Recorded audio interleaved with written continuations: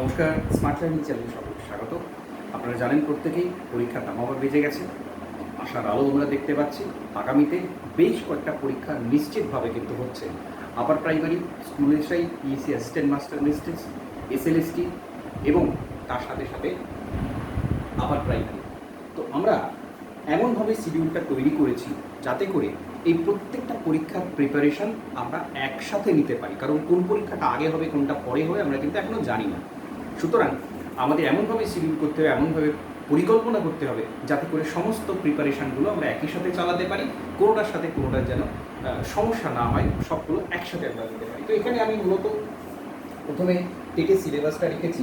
টেটের overall syllabus যদি আপনারা কম বেশি প্রত্যেকেই জানেন, কিন্তু প্রতিযোগিতার লেভেলটা এমন জায়গায় চলে যাবে, কারণ বুঝতেই পারছেন 5 বছর করে প্রত্যেকের বয়সের এক্সটেনশন করে দেওয়া হয়েছে।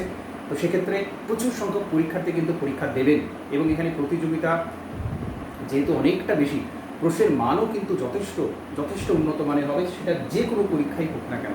সুতরাং আমাদের প্রথম থেকে উঠে পড়ে লাগতে হবে, প্রথম থেকে প্রচুর পরিমাণে পড়তে হবে এবং প্র্যাকটিস করতে হবে।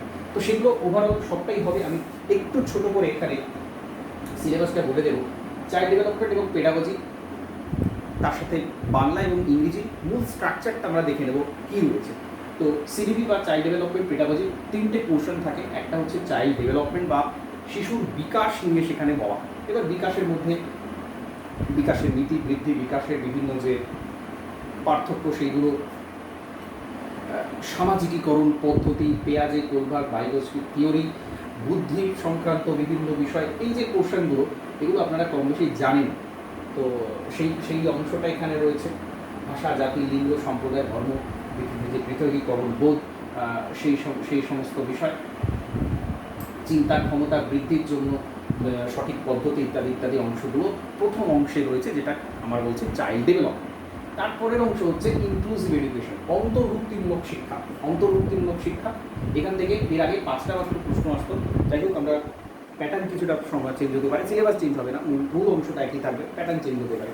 যাই হোক, এখানে কী থাকে, শিশুদের জন্য শিক্ষা, বঞ্চিত পিছিয়ে পড়া যে শিশু তাদের জন্য শিক্ষা, প্রতিবন্ধকতা নিয়ে যে সমস্ত শিশু আসে তাদের জন্য, তাদেরকে একই সাথে বসিয়ে একই সাথে শিক্ষাদান পদ্ধতিগুলো কীরকম হবে, তো যারা প্রতিভাবান শিশু, যারা এক্সট্রাঅর্ডিনারি, তাদের ক্ষেত্রেও শিক্ষা পদ্ধতি কেমন হবে, সেই সমস্ত বিষয় নিয়ে পার্ট বি। পার্ট সিতে কী রয়েছে, লার্নিং অ্যান্ড পেডাগজি।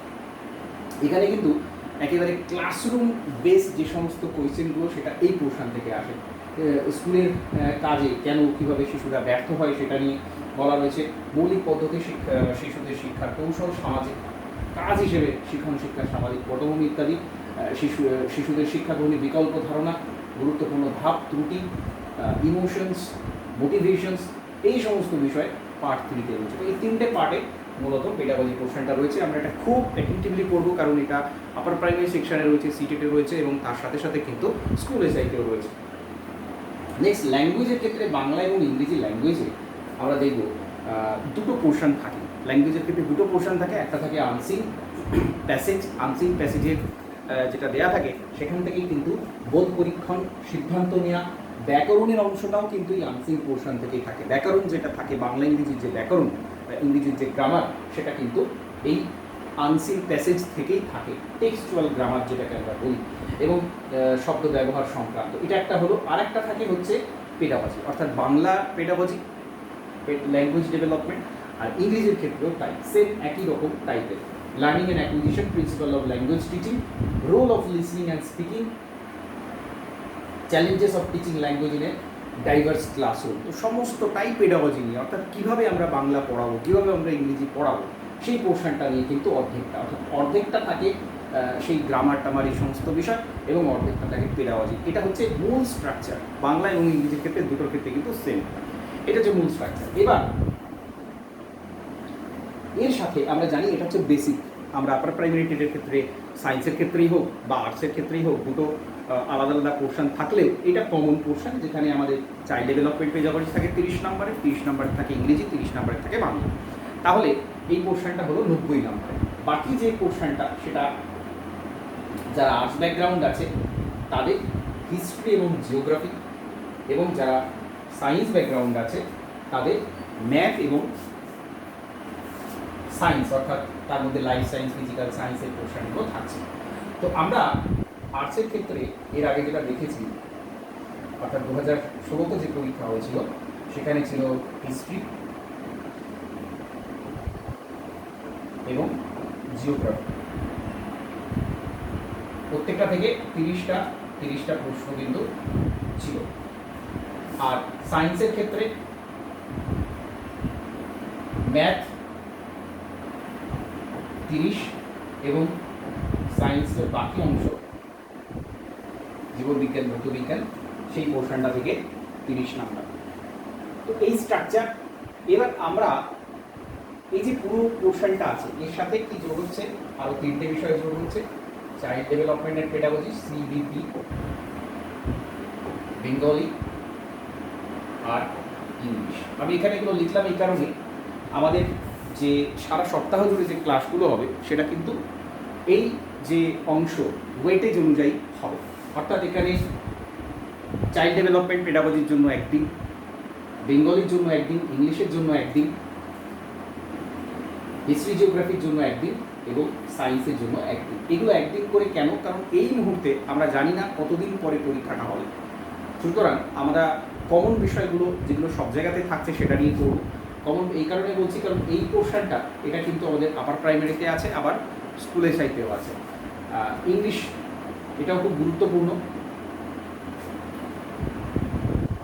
আর এই যে আর্টস এবং সায়েন্সের ডিফারেন্ট দুটো আলাদা পোর্শন, এটাও কিন্তু যথেষ্ট ভালো করে পড়তে হবে। আমরা মোটামুটি একটা দিক নির্দেশ পেলে কিন্তু এগুলোর জন্য আলাদা করে আরও বেশি সংখ্যক ক্লাস রাখা হবে। তো টোটাল 5 দিন, এই মুহূর্তে 5 দিন ক্লাসটা শুরু হচ্ছে। শুরুতে ভবিষ্যতে আমরা ক্লাস সংখ্যা আরও বাড়াবো, সেটা শুরু হচ্ছে। এবং এর সাথে সাথে যারা জিওগ্রাফি সাবজেক্টের রয়েছেন, জিওগ্রাফি সাবজেক্ট অর্থাৎ এসএলএসটি বা মাদ্রাসা বা পিএসসি অ্যাসিস্ট্যান্ট মাস্টার যাই হোক না কেন, জিওগ্রাফি সাবজেক্ট যাদের আছে তাদের কিন্তু আলাদা করে ক্লাস নেওয়া হবে। তো এইটাও যা অনেকেই আমাকে বলেছেন, অনেকে মেসেজ করেছেন, ফোন করেছেন যে স্যার জিওগ্রাফি সাবজেক্টের জন্য কিন্তু ক্লাস রাখতে হবে। তো জিওগ্রাফি সাবজেক্টের আলাদা করে ক্লাস থাকছে, তার সাথে এই পুরো পোর্শন, যাতে করে আমাদের ওভারঅল সমস্ত প্রিপারেশনটা একসাথে চলতে থাকে, কোনোটার সাথে প্রভাবিত না হয়। কারণ কোন পরীক্ষাটা আগে হবে, এসএলএসটি হবে নাকি আপার প্রাইমারি হবে নাকি স্কুল এসআই হবে, কী হবে, পিএসসি অ্যাসিস্ট্যান্ট মাস্টারও হতে পারে, সেটা আমরা জানি না। তো সেই কারণে আপাতত আমরা সমস্ত সাবজেক্টই একসাথে প্রিপারেশানটা নেব এবং খুব তাড়াতাড়ি ক্লাসটা কিন্তু শুরু হয়ে যাবে। তো সম্ভবত আগামী সোমবার থেকে আমি একটা শিডিউল দিয়ে দেবো।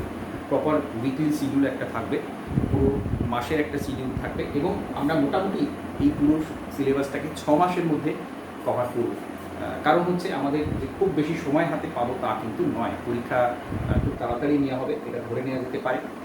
এবার 2016 যে পরীক্ষা বা 2025-এর যে পরীক্ষা, সেই পরীক্ষাটা আদতে কি হবে, সেই পরীক্ষার ভবিষ্যৎ কী হবে, সেটা কিন্তু আমরা এখনো পর্যন্ত জানি না।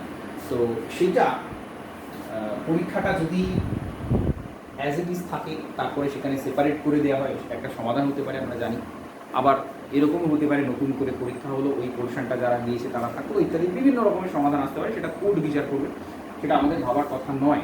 কিন্তু আমাদের প্রস্তুত থাকতে হবে যে পরীক্ষা নতুন করে সেটা হতেও পারে, আবার একদমই একটা ফ্রেশ নতুন পরীক্ষা হতে পারে। তো তার জন্য কিন্তু একটা যথেষ্ট সময় প্রয়োজন, কারণ সবটা প্রিপারেশন আমাদের একসাথে চালাতে হবে। তো সেই সমস্ত কিছু মাথায় রেখে আমরা ওভারঅল পড়াশোনা করব। এবং বেশ কয়েকটা বিষয় এখানে গুরুত্বপূর্ণ, সেটা হচ্ছে প্রথম থেকে কিন্তু প্র্যাকটিস করতে হবে। প্রথম থেকেই একেবারে আমাদের উঠে পড়ে লাগতে হবে, কারণ প্রশ্নের মান কিন্তু যথেষ্ট উন্নত মানের হবে। এখানে কিন্তু আমরা ধরে নিতেই পারি যে বিগত সময়ে যে দুর্নীতি, ব্যাপকভাবে দুর্নীতি, সেটা কিন্তু থাকবে না। কারণ দুর্নীতি যারা করেছে তারা বর্তমানে শ্রীধরে রয়েছে, এটা আমরা জানি।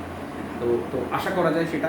সুতরাং প্রশ্নের মান ভালো হবে, প্রশ্নের মান উন্নত ধরনের হবে এবং যেহেতু প্রচুর প্রতিযোগিতা, সেখানে কিন্তু আমাদের নিজের জায়গা তার তৈরি করে রাখার জন্য আমাদের সেই ধরনের প্রিপারেশন আমরা কিন্তু নেব। তো ডিসক্রিপশন বক্সেও নাম্বার দেওয়া থাকবে, আপনারা ওখান থেকে হোয়াটসঅ্যাপে যোগাযোগ করে নিতে পারেন। ওভারঅল ক্লাসটা কিন্তু শুরু হয়ে যাচ্ছে। তো এরপরে আমি পুরো ওভারঅল শিডিউলটা বিভিন্ন গ্রুপে বা ইউটিউবে দিয়ে দেবো, আপনারা সেখান থেকে কিন্তু কনফার্ম হয়ে যাবেন এবং যোগাযোগ করবেন। তো এই ভিডিওটা এখানে কমপ্লিট করছি। নমস্কার, ধন্যবাদ।